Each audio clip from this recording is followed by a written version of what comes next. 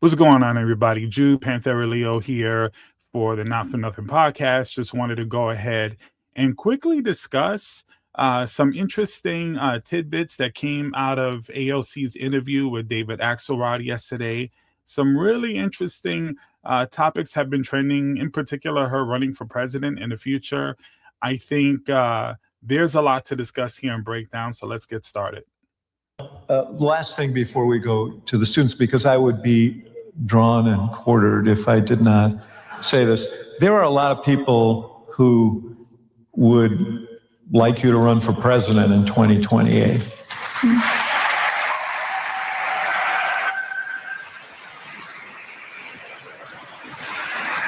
Apparently, some of them are here. What say you about all of this? You know, it's funny because in this op-ed that Jeff Bezos paid for in the Washington Post, there was this line that you had mentioned earlier about, well, as a potential 2028 contender, XYZ. And in the context of that, it was very clear this was a veiled threat, right? So the elite saying, if you want this job, you just stepped out of line. And we want you to know where the real power is. And it's in the modern day barons who own the post and own the algorithms, and we'll make an example out of you. So the first thing I want to comment here based off of what she just said. So I love the fact that she immediately addressed how threatened they are by messages that come from people like her and Bernie Sanders and any truth teller in politics. And this, I've talked about this in the podcast, the psychology of settling for less, right? So I think when people see someone that they identify with and they hear the truth and they know that they're not corrupted by the system and money, immediately people start to connect to them. And that's great. But then once the media gets their hands on them and starts creating doubt and starts talking about how radical they are and how dangerous it could be and socialism and all of this stuff, then you start to see a lot of the attacks. And this comes from both the left and the right. Unfortunately, as much as I'm always going to vote Democrat, as long as the system is the way it is, Democrats will spend a good amount of time, establishment ones, attacking people like AOC. So she wasn't talking about that, but I just love the fact that she pointed out that already the attacks are happening. And what's funny about that is that they assume that my ambition is positional.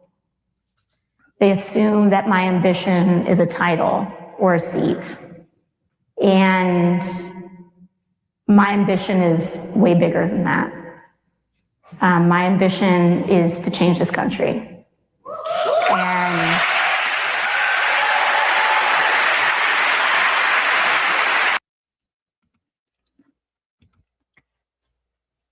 so right there is what I want to highlight. Her ambition, she said, wasn't positional. It had nothing to do with being president.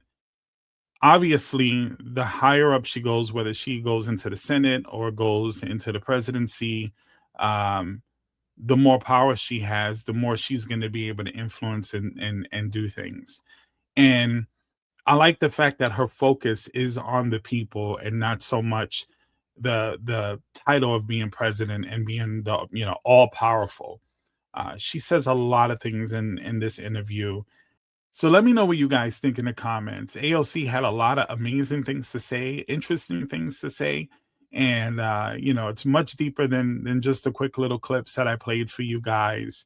But I think these are worth listening to, especially early on. You can actually hear her tone has changed a little bit from, what she's been doing for the last several years. She's calmer. She's more seasoned. She's slowed her pace a little bit. And I think she's very deliberate in what she says, which I know some people don't like that, but I think it's important for her to not be so careful that she's not willing to say what she thinks, but to be careful in the sense that she understands that the things that she needs to say and the positions that she needs to take are a little bit more nuanced than the sound bites that we're used to seeing in the media. So anyway, leave comments below and don't forget to like, share, and subscribe. Thank you.